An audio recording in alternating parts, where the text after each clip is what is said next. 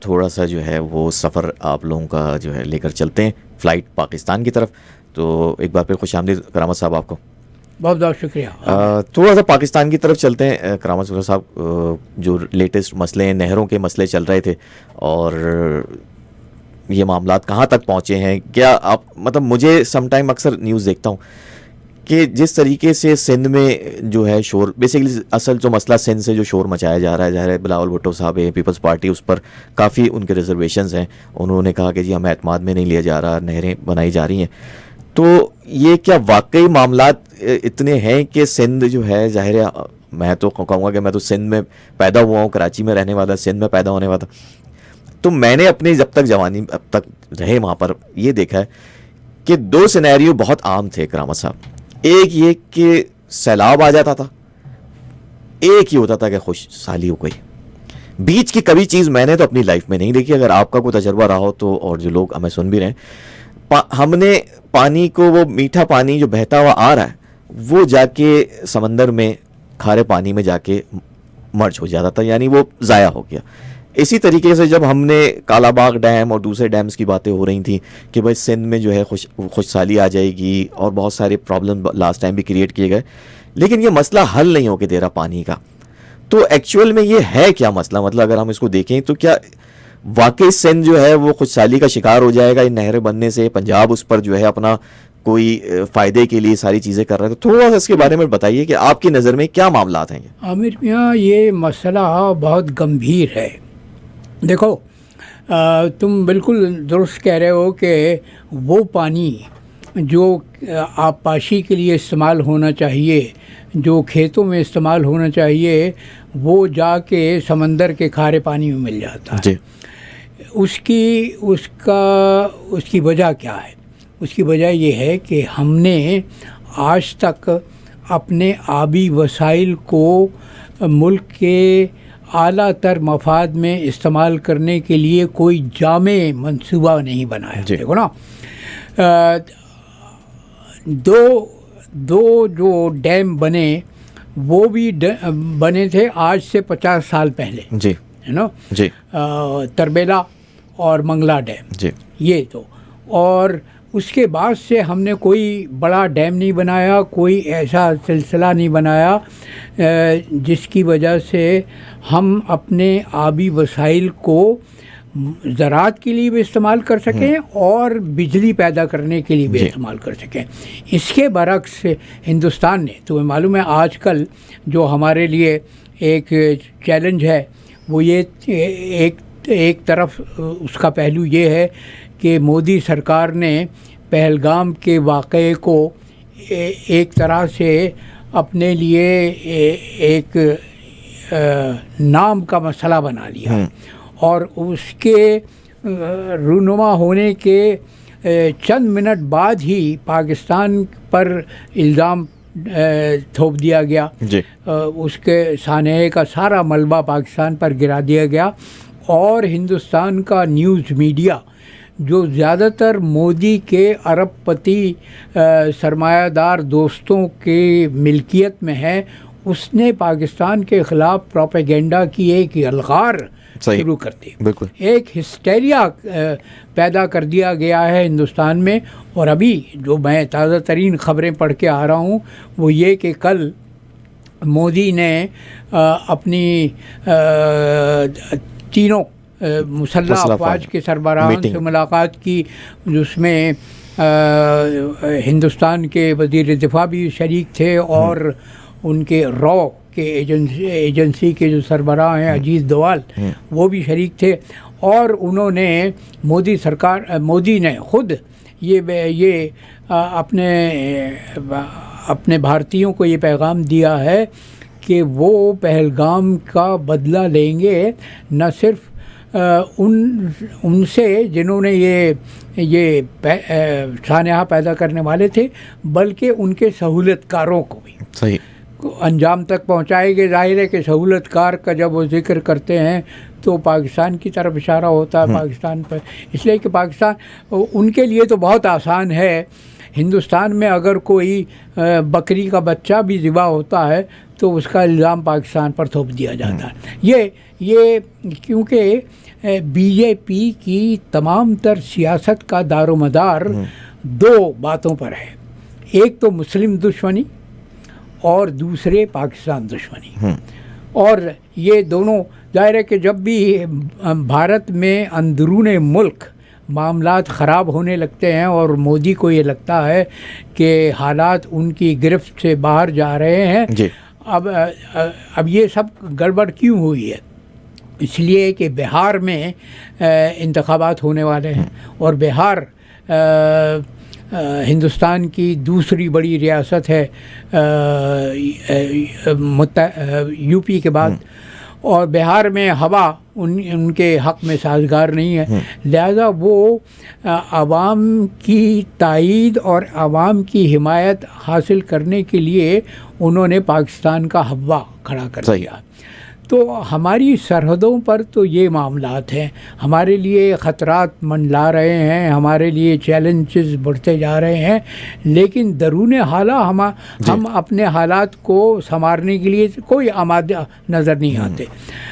مثال کے طور پر بلوچستان میں جو عوامی احتجاج ہے اس کو کچلنے کے لیے ہم آج بھی طاقت کا استعمال کر رہے ہیں، جبکہ مسئلہ سیاسی افہام و تفہیم کے ذریعے حل ہونا چاہیے. دیکھو نا، میں بار بار کہتا رہتا ہوں کہ بلوچستان کے عوام کو وہی شکایات ہیں جو مشرقی پاکستان کے اکثریتی عوام کو تھی، کہ ان کا کہنا یہ ہے کہ ان کے صوبے کے وسائل ان کے مفاد کے لیے استعمال نہیں ہو رہے، بلکہ اور صوبوں کے مفادات کے لیے استعمال ہو رہے ہیں. لیکن ہم نے اس کا سیاسی حل تلاش کرنے کی تاحال کوئی کوشش نہیں کی، بلکہ آج بھی ہمارے سپہ سالار یہ کہہ رہے ہیں کہ کیا یہ چند ہزار لوگ جو احتجاج کر رہے ہیں یہ سمجھتے ہیں کہ یہ بلوچستان کو کے ذریعے سے پاکستان کو کمزور کر دیں گے؟ ہمارے پاس بہت طاقت ہے، ہمارے پاس بہت قوت ہے، اور ہم ان لوگوں کو کچل دیں گے. یہ وہی رویہ ہے جو مشرقی پاکستان میں اپنایا گیا تھا. وہاں بھی مسئلہ سیاسی تھا، لیکن اس کا سیاسی حل تلاش کرنے کے بجائے قوت کو آزمایا گیا، اور اس کا جو نتیجہ نکلا وہ سب کے سامنے ہے، دنیا کے سامنے ہے. ہمارے جو ٹائیگر نیازی تھے وہ بھی تو یہی کہتے تھے. انہوں نے کیا نعرہ لگایا تھا؟ انہوں نے نعرہ لگایا تھا کہ وہ بنگالیوں کی نسل بدل دیں گے. تو بنگالیوں کی نسل تو وہ نہیں بدل سکے، لیکن پاکستان کا نقشہ ضرور بدل گیا. لیکن کرامت صاحب، معذرت کے ساتھ میں اس میں اپنی ایڈ کروں، بلوچستان میں تو سیاسی جماعتیں وہاں موجود ہیں، سیاستدان بلوچ جن کو اپنا ووٹ ڈال کے ان کو بھیجتے ہیں پارلیمنٹ میں، وہاں موجود رہتے ہیں. وزیر اعلیٰ جو ہے وہاں سر جو ہے مطلب جا کے کوئی بھی، اگر آپ بات کریں، ایگزامپل لے لیتا ہوں کہ کوئی آرم فورس سپہ سالار وہاں جا کے تو گورنر نہیں بیٹھا ہوا یا وزیر اعلیٰ نہیں بیٹھا ہوتا، عوام کے جو نمائندے ان کا بھی تو ایک اپنا رول ہونا چاہیے نا. یا وہ کہیں گے نہیں جی ہم تو کچھ بھی نہیں کر پاتے. عامر میاں دیکھو، بلوچستان میں آج تک ہماری ریاست کے نظام کا دار و مدار ان سرداروں پر رہا ہے. تو وہ عوام ہی ان کو ووٹ دے رہے ہیں. نہیں، عوام وہ ان کی نمائندگی نہیں کرتے. وہ بلوچستان کا جو سرداری نظام ہے، میں کہتا ہوں کہ اس کو سمجھنا چاہیے.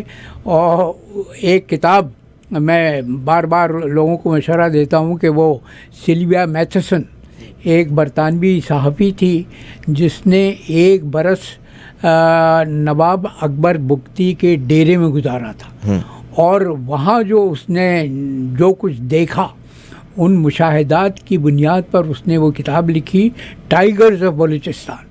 وہ پڑھنے والی کتاب ہے.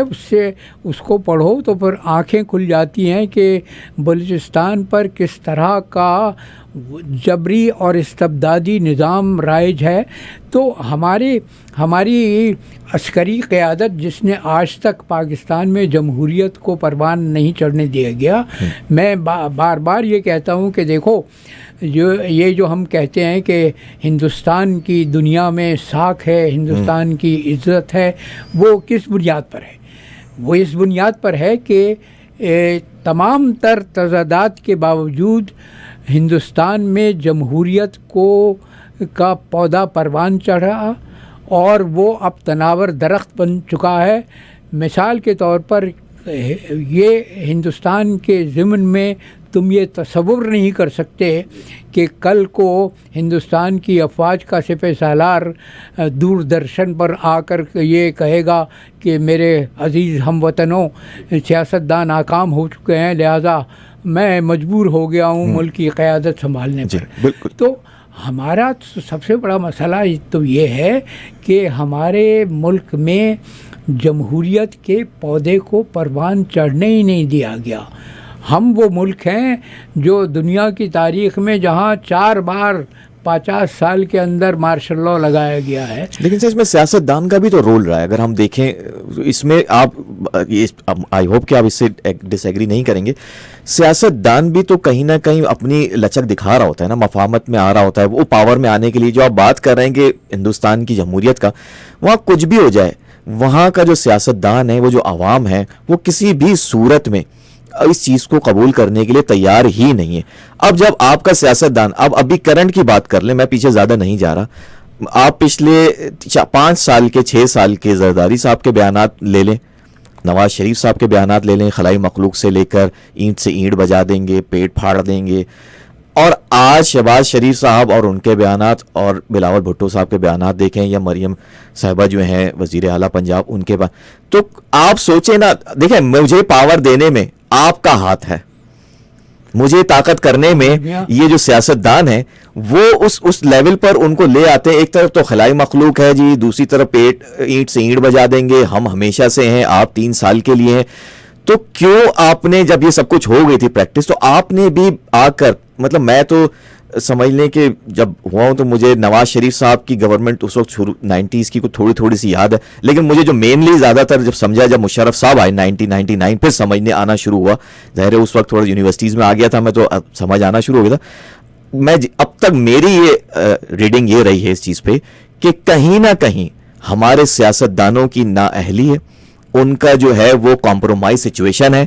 پاور میں آنے کے لیے وہ کچھ بھی کرنے کے لیے تیار ہیں. عامر میاں, تو آپ مجھے بتائیں, ایک شخص جو کہ میرا مطلب اگر کہیں کہ وہ میرے پے رول پر ہے, آرمی چیف صاحب جو ہیں وہ عوام کے پے رول پر ہیں, ٹھیک ہے نا, وہ ان کا ایک کام ہے, مان لیا, لیکن ان کو یہاں تک میں نہیں کہہ رہا کرنٹ آرمی چیف کی, میں تو کہہ رہا ہوں جتنے بھی آئے, جنہوں نے بھی آپ کہتے ہیں نا کہ آرمی رول کیا, ان سب کو شے دینے میں تو کہیں نہ کہیں سیاست دان اور عوام نہیں کھڑے. ہم نے تو ہر طرح کے نعرے, پاک آرمی زندہ باد, پاک آرمی زندہ باد, بچپن سے نعرے دیکھے, پھر جتنے لیڈران آتے ہیں وہ بھی یہی نعرے لگاتے ہیں.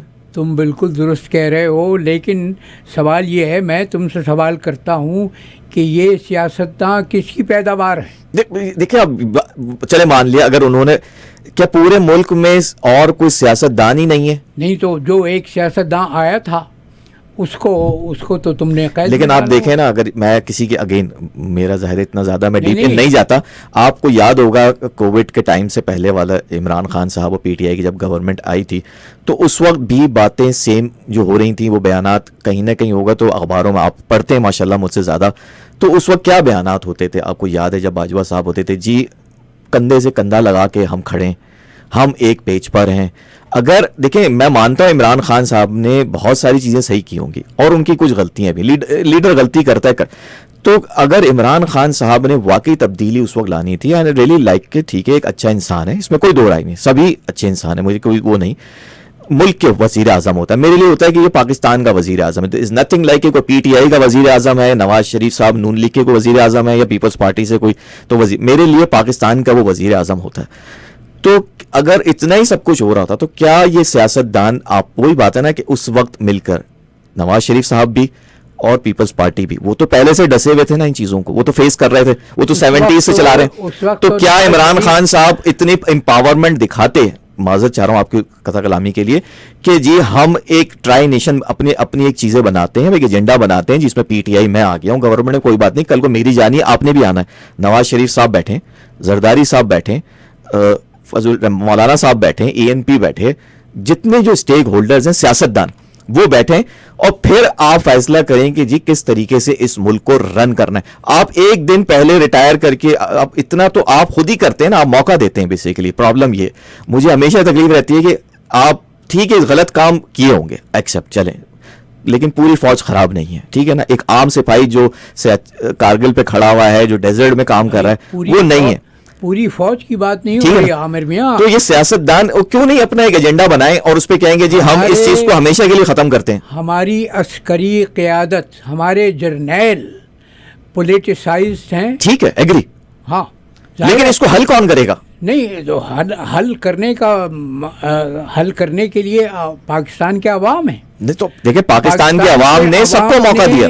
پچھلے برس جو مینڈیٹ دیا تھا, جی, جو منشور دیا تھا, واضح مینڈیٹ دیا تھا عمران خان کو قیادت کے لیے, بالکل ٹھیک ہے, وہ اس مینڈیٹ پر ڈاکہ ڈالا گیا. کراما صاحب بالکل 100% جو آپ بات کر رہے ہیں صحیح ہے, سوال یہ لیکن اب ایک اس کو لے کر ہم فیصلہ نہیں کر سکتے نا, ہمیں پوری ہسٹری دیکھنی ہوگی. نہیں, پورے پچھلے 3-3.5 سال سے تو حکومت میں تھے نا پی ٹی آئی. ملک جس ترقی کی شاہراہ پر چل رہا تھا, اس کے تیز ربی کو آپ نے پیچھے کی طرف موڑ دیا. سر اس کے اپوزٹ اگر آپ جائیں 2022 میں 21-22 میں, تو آپ پاکستان میں آپ اگر کنیکٹڈ رہے ہوں گے, میں بھی بات چیت ہوتی ہے, اس وقت عوام کی ایک عام پرسیپشن کی میں بات بتا رہا ہوں, وہ یہ الفاظ تھے, نتھنگ کہ میں کسی کے خلاف بات نہیں کرتا, کہ کب عمران خان کی حکومت گرے. یہ عام میں آپ کو بات بتا رہا ہوں کووڈ کے بعد کی, یہ 2022 آئی تھنک, یہ حالات پہنچ گئے تھے کہ لوگ, عام آدمی, میں نہیں کہہ رہا سیاستدان کو ان کے خلاف کو سازش کر, ایک عام آدمی وہاں رہنے والا پاکستانی جس کو ہم کہتے ہیں, وہ اس قدر وہ ہو چکا تھا کہ یار ملک چیزیں آگے نہیں بڑھ رہی, کہ سب چور ہیں ان کو اندر ڈال دوں گا, سب چور ہیں اندر ڈال دوں گا, اس سے ملک آگے نہیں بڑھ رہا تھا. تم سے کہ عمران کی مقبولیت میں کمی آ رہی تھی, آ گئی تھی, لیکن پھر اس کے بعد عمران کا تختہ الٹنے والے کون تھے؟ دیکھیں وہی تو ہو گیا نا, کہ اب وہی بات ہو گئی کہ اگین سیاستدانوں نے ہی اس قابل کیا نا, سیاستدانوں کو استعمال کیا گیا. میں تو یہ کہہ رہا ہوں کہ کیوں ہو جاتے ہیں. باجوہ نے سازش کی, ٹھیک, اس نے سیاستدانوں کو استعمال کیا, نہ ہوتے سیاستدانوں کو استعمال کیا جو فوج کی پیداوار تھے. چلیں ٹھیک ہے, جو فوج کی جیب میں ہمیشہ سے رہے ہیں, تو پھر تو سارے سیاستدان ہو گئے نا کراؤ صاحب. اس کا مطلب ہوگا سیاسی قیادت سب ختم ہو گئی. سب سیاستدان مت کہو. عمران خان وہ پاکستان کو ان جرنیلوں کے شکنجے سے نکالنا چاہتا تھا, آزاد کروانا چاہتا تھا, اسی لیے اس کے خلاف سازش کی گئی, اس کی حکومت کا تختہ الٹا گیا. ان لوگوں کو لا کے مسند اقتدار پر بٹھا دیا گیا جن کو عوام اپنے ووٹ کے ذریعے سے, ظاہر جو عوام نے ووٹ ڈالا, اس پہ آپ کی بات 100% صحیح ہے, اور ایک غلط اقدام کیا, اور جو ان کو اندر بھی رکھا ہوا عمران خان صاحب کو, میں سمجھتا ہوں کہ ظاہر ہے اور جو چیزیں, اب اس کا نتیجہ تمہیں نظر آ رہا ہے نا. لیکن میں کہتا ہوں اس سے سبق کیا سیکھیں گے کراما صاحب, آگے کیا ہوگا؟ سنو میری بات سن لو نا, میری بات سن لو کہ ہندوستان نے آپ کے سر پر خطرات کا ایک ایسا سیاہ بادل منڈلایا ہوا ہے, اس کے جواب میں کیا ہو رہا ہے؟ ہمارے وزیر دفاع خواجہ آصف نے جو اسکائی نیوز کو انٹرویو دیا, جو CNN کو انٹرویو دیا, اس میں انہوں نے برملا یہ اعتراف کیا کہ ہم تو دہشت گرد تنظیموں کی سرپرستی کرتے آئے ہیں. انہوں نے اپنے آپ کو حق بجانب قرار دیا یہ کہہ کر کہ ہم امریکہ کے کہنے پر یہ سب کچھ کرتے آئے ہیں. نہیں, ان کا جو آپ صحیح کہہ رہے ہیں, یہی انٹرپریٹ ہو رہا ہے. مجھے جو لگتا ہے ان کا یہ تھا کہ ایک ٹائم تھا ظاہر امریکہ کے کہنے پہ ہم نے افغان وار لڑی, ان پہ ساری چیزوں کو سپورٹ کیا, سب کچھ کیا, تو وہ کہیں نہ کہیں جو ہے وہ پاکستان کو ڈیمیج کر رہی ہے. اب تم دیکھو کہ اگر تمہارے ملک کا وزیر دفاع بالکل یہ دنیا کے سامنے برملا اعتراف کر رہا ہے کہ ہم دہشت گردوں کی سرپرستی کرتے آئے ہیں, تو ہندوستان اب دنیا کو دکھا رہا ہے, بتا رہا ہے کہ دیکھو پاکستان کا تو وزیر دفاع خود یہ اعتراف کر رہا ہے کہ دہشت گردوں کی ہم سرپرستی کرتے رہے. وہ جو تم نے کہاوت سنی ہے کہ ناؤ کس نے ڈبوئی؟ خواجہ خضر نے. تو یہ تو گھر کا بیجی ہے جس نے لنکا ڈھا دیا ہے. نہیں اللہ آسانی کرے پاکستان کے لیے آنے والے وقت میں نہیں چیزیں جو ہیں بہتر ہو جائیں. اللہ اس قوم کی کوئی مدد نہیں کرتا جو اپنی مدد خود کرنے کو تیار نہ ہو. بے شک پاکستان کی عسکری قیادت ہو یا سیاسی قیادت ہو، وہ آنکھوں دیکھے پانی میں کود رہی ہے، ایسے پانی میں جس میں غرق ہونے کے بعد تمہارے ابھرنے کا کوئی موقع نہیں ہے، کوئی چانس نہیں ہے. یہ تو اپنے پاؤں پر کلہاڑی مارنے والی بات ہے. جبکہ مسائل درون ملک، مسائل کا انبار کھڑا ہوا. بلوچستان میں افراتفری ہے، انتشار ہے، سیاسی بے چینی ہے. سندھ کے عوام، سندھ کے کاشتکار احتجاج کر رہے ہیں کہ یہ جو نہریں بنانے کا منصوبہ ہے یہ ان کی زمینوں کو بنجر کر دے گا، خشک سالی کا شکار کر دے گا. اور اب جو ان کی حمایت میں بلاول بھٹو بیان بازی کر رہے ہیں تو انہی کے وادر بزرگوار تھے جنہوں نے بطور صدر مملکت اس منصوبے کی منظوری دی تھی. خیر انہوں نے بعد میں اس کو وضاحت بھی کافی چیزیں کی. تو ہمارے ہاں تو بدقسمتی سے منافقت کا دورہ ہے. منافقت کی سیاست ہو رہی ہے. تو اب صحیح کہہ رہے ہیں کرام صاحب، آپ کی بات سے ایگری کر رہا ہوں. آپ صحیح کہہ رہے ہیں، یہاں سیاستدان اور دونوں طرف ہے، لیکن ہمیں عوام کو بھی تو دیکھنا ہوگا نا کرام صاحب کہ عوام کیا کر رہی ہے. دیکھیں آپ انڈیا کی بار بار بات کر رہے ہیں، آپ انڈینز کو دیکھیں، دے آر مطلب جب یا یہاں بات کریں کینیڈا میں یا ویسے انڈینز بھی، دے آر نیشنلسٹ. وہ ان کے لیے ایز این انڈین جو ہے نا وہ کہتے ہیں کہ we are Indian, proud Indian. اچھا پاکستان میں بھی اکثر ہم بات کرتے، ایون یا کینیڈا میں بہت سارے لوگوں سے، میری سبھی پاکستان کے کونے کونے سے لوگ یہاں آئے ہوئے ہیں، تو وہ اکثر ہمارے اندر دیکھا جاتا ہے. میں بھی تو مجھ پر پہلی چیز بتاؤں کہ عامر اچھا یہ کراچی سے، تو اچھا یہ پنجاب سے ہیں، اچھا جی یہ کوئٹہ سے ہیں، یہ وہاں سے، تو وائی ناٹ پاکستان؟ ہم پاکستانی کیوں نہیں ہیں؟ انڈینس آپ پوچھتے ہیں سب جی we are Indian, we proud Indian, but we are proud Karachi heights. Lahore نہیں دیکھا تو یہ ہو گیا، بلوچستان کو بلوچ ہے، کوئی سندھی ہے، کوئی پختون ہے، کوئی سرائکی ہے. تو ہم کیا یہ بھی ایسا نہیں لگتا کہ ہم قبائل میں ڈیوائیڈ ہوئے ہیں ایز اے قوم بھی؟ بلکہ قوم تو ہے ہی نہیں، ہم ہجوم ہیں. قوم آج تک نہیں بن سکے. یس ہم ایک ہجوم ہیں. بالکل صحیح اصطلاح استعمال کی ہے تم نے، ہجوم ہے. اور اسی کی بنیاد پر میں یہ کہتا ہوں کہ ہم پاکستان کا جو تصور تھا جی، تو وہ تصور کارگر ہوا مشرقی پاکستان میں، اس لیے کہ بنگال کی جو مزاحمت کی تاریخ تھی جی، وہ ہم سے 1 صدی زیادہ پرانی ہے. بالکل. ان میں سیاسی شعور تھا، ان میں سیاسی بیداری تھی، اور اس کی وجہ یہ تھی عامر میاں دیکھو نا، مسائل کی جڑ تلاش کرنی چاہیے. مسائل کی جڑ یہ ہے کہ ہمارے ہاں پنجاب میں بدترین قسم کا جاگیرداری نظام ہے. ہمارے خیبر پختونخوا میں جسے پہلے صوبہ سرحد کہا جاتا تھا وہاں قبائلی نظام ہے. سندھ میں وڈیرہ شاہی ہے. بلوچستان میں سرداروں کا راج ہے. تو ہمارے ہاں تو عام آدمی کے پنپنے کے لیے، سر اٹھانے کے لیے کوئی گنجائش ہی نہیں ہے. صحیح کہہ رہے ہیں. تو پاکستان بنا تھا وہ مشرقی پاکستان کی حد تک تو صحیح سرزمین پہ بنا تھا. مغربی پاکستان کا جہاں تک تعلق ہے تو میں بلا خوف تردید یہ کہہ سکتا ہوں کہ پاکستان غلط جگہ پر بنا.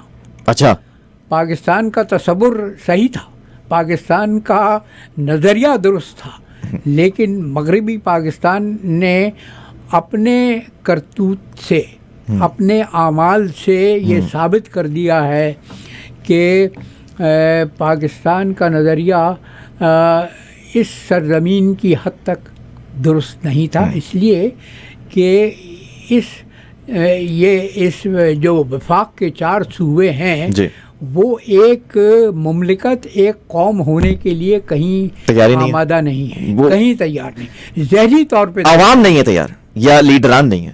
نہیں، وہ جو نظام ہے دیکھو نا، دیکھو تم پاکستانی ہو، میں بھی الحمدللہ۔ پاکستانی ہوں، پاکستانی باہر کی دنیا میں جہاں جاتا ہے اپنے لیے مقام پیدا کر لیتا جی۔ ہے، اس لیے کہ پاکستانی محنت کرتا ہے، بے شک وہ کام سے نہیں گھبراتا، وہ کام سے نہیں بالکل بھاگتا۔ ایسے ہی۔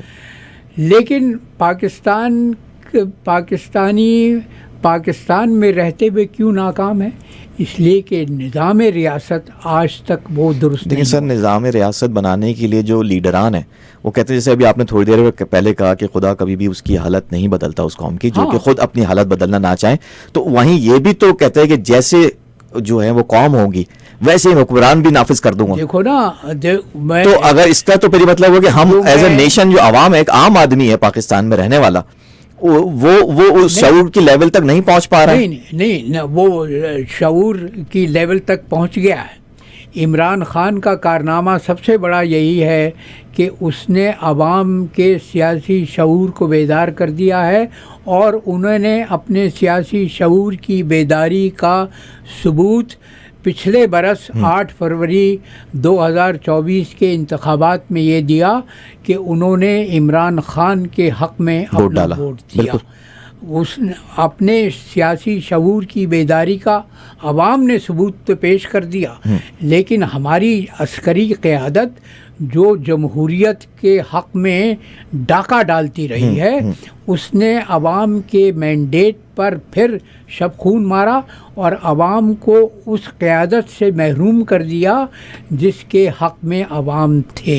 جی۔ تو وہ آج کل سوشل میڈیا پر تم نے شاید یہ قول پڑھا ہو کہ مودی سرکار بھارت میں مسلمان اقلیت کے ساتھ جو سلوک کر رہی ہے، اس سے قائد اعظم محمد علی جناح کے 2 قومی نظریے کی اصابت ثابت ہو جاتی ہے۔ جی۔ لیکن پاکستان میں جو حالات ہیں، پاکستانی قوم کا جو فکری اور نظریاتی انتشار ہے، جو سیاست کی افراتفری ہے، اس سے مولانا ابوالکلام آزاد کے اندیشے صحیح ثابت ہو جاتے ہیں۔ انہوں نے پاکستان بننے سے پہلے دلی کی جامع مسجد میں جمعے کے خطبے میں یہ کہا تھا کہ تم کہاں جا رہے ہو، جو تمہیں کچھ اندازہ ہے کہ وہاں تمہاری کس طرح سے پذیرائی ہو؟ تو ہم نے تو آج تک صوبائیت کے زہر کو اپنی رگو پے میں سرایت کرنے سے مولانا ابوالکلام آزاد کے ان تمام خدشات کو درست ثابت کر دیا ہے جو انہوں نے پاکستان کے قیام سے پہلے کہے تھے۔ بلکہ انہوں نے جو انٹرویو دیا تھا، اس انٹرویو میں یہ کہا تھا شورش کاشمیری کو، جو چٹان کے نام سے اپنا جریدہ نکالتے تھے، شورش کاشمیری کے ساتھ انٹرویو میں مولانا ابوالکلام آزاد نے کہا تھا کہ یہ جو 2 حصوں میں بٹا ہوا پاکستان ہے، یہ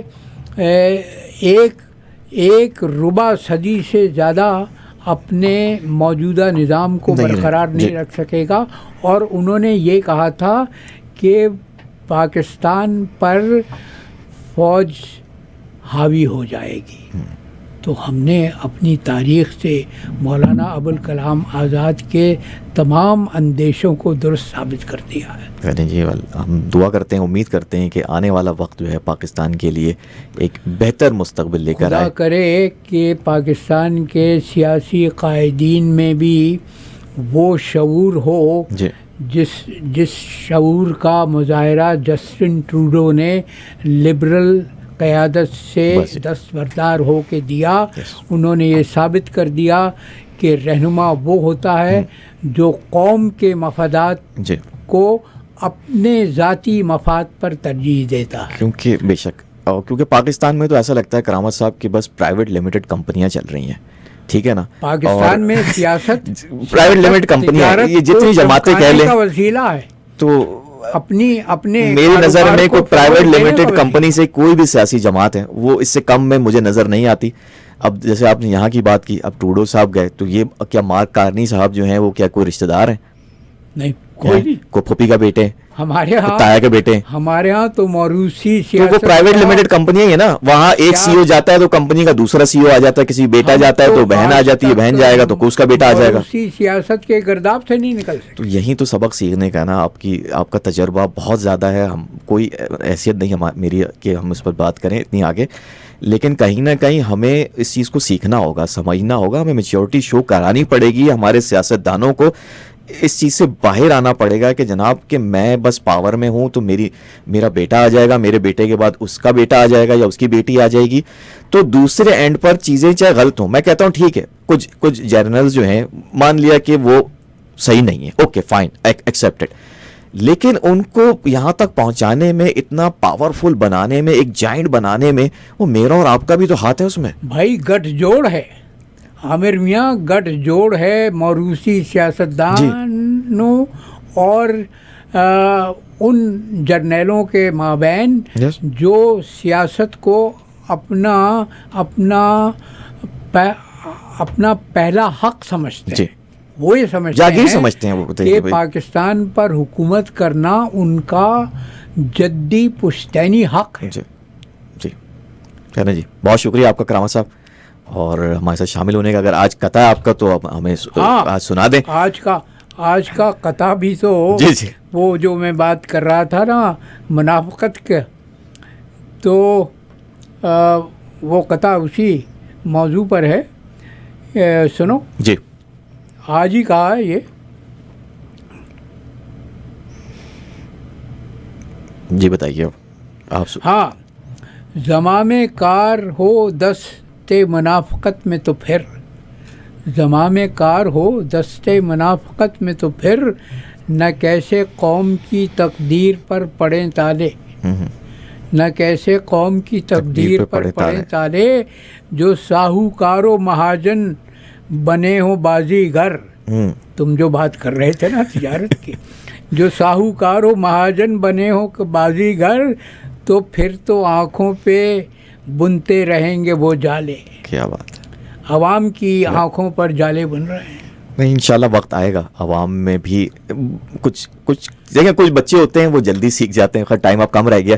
کچھ بچوں کو جو ہے وہ کہتے ہیں نا, اکثر بچوں کو آپ نے دیکھا ہوگا وہ 2-2.5 سال کے 3 سال کی عمر میں چلنا ہی سیکھ جاتے ہیں. کچھ بچے ہوتے ہیں وہ لیٹ چلنا سیکھتے ہیں. مجھے لگتا ہے کہ جو پاکستانی جتنے بچے, میں ایز اے نیشن بات کر رہا ہوں, انہیں ابھی تو 77-78 سال ہوئے ہیں. 100 سال لگ جاتے ہیں قوموں کو بننے میں. ابھی تو ہم پہلے تو قوم تو بنے, ہم اس ہجوم سے قوم میں کنورٹ ہوں, پھر ہم آگے ترقی کریں.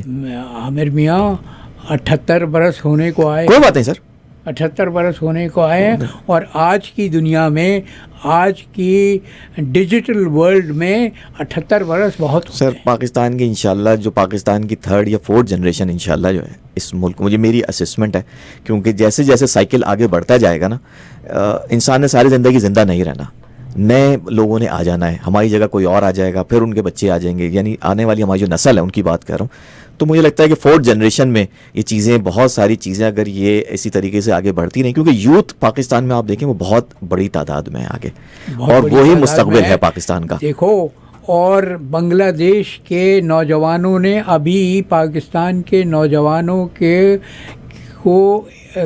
سامنے دیکھیں نا کیسے ٹیک دیے نا, گھٹنے ٹیک دیے انہوں نے, سب کچھ سے ایک مثال قائم کر دی.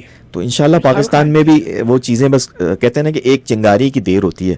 یہ یوتھ ہے وہ کہیں نہ کہیں, جیسے ابھی آپ نے بات کی کہ آپ کا پوتے جو ہیں ان کو لگتا ہے کہ یار وہ جو یہاں بورن براٹ اپ یہاں کے پڑھے لکھے بچے ہیں, ان کو یہ فیل ہوتا ہے کہ یار ہماری جو بیسک جابز بھی ہیں وہ بھی کہیں نہ کہیں امیگریشن یا انٹرنیشنل غیروں کے حوالے ہو گئی ہیں. تو آپ دیکھ لیجئے گا پاکستان میں بھی جب یہ یوتھ کھڑا ہو جائے گا, جب اس کو احساس ہو جائے گا کہ یار دنیا, دیکھیں اب انٹرنیٹ, یہ دنیا گلوبل ہو گئی ہے, اب انہیں لگے گا کہ یہ اے آئی ٹیکنالوجی اور دنیا ڈیجیٹل ورلڈ میں کنورٹ ہو رہی ہے, اور ہم آج تک جو ہے وہ ایک انٹرنیٹ کے لیے پریشان ہو رہے ہیں. تو کہیں نہ کہیں یہ انقلاب, یہ ریولوشن آ جائے گا, اور یہ یوتھ ہی لے کر آ جائے گی اس کو, یہ مجبور کر دے گی ہمارے اوپر سیاستدانوں کو یا کرتے دھرتوں کو کہ بھائیان آپ نے یہ ڈائریکشن لینی ہے, ادروائز آپ باہر ہیں.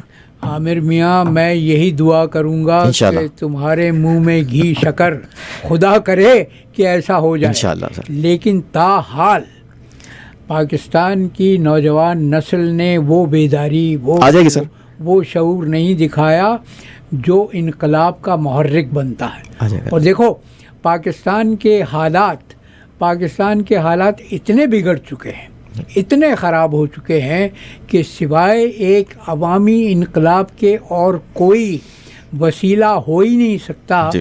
سدھار کا، بہتری کا اور اس گرداب سے باہر نکلنے کا. چلیں سر، انشاءاللہ آسانی کرے پاکستان کے لیے. اور بہت شکریہ کرامت صاحب آپ کا ہمارے ساتھ شامل ہونے کا، اور انشاءاللہ اگلے ٹیوزڈے آپ سے بہت ملاقات. آج بہت ہی مفید اور مبسوط گفتگو میں رہی. کوشش کی کہ آپ سے جو ہے وہ آپ کے رتبے کا، آپ کے تجربے کا احترام کرتے ہو. اگر کوئی ہو گئی ہو تو معافی کا.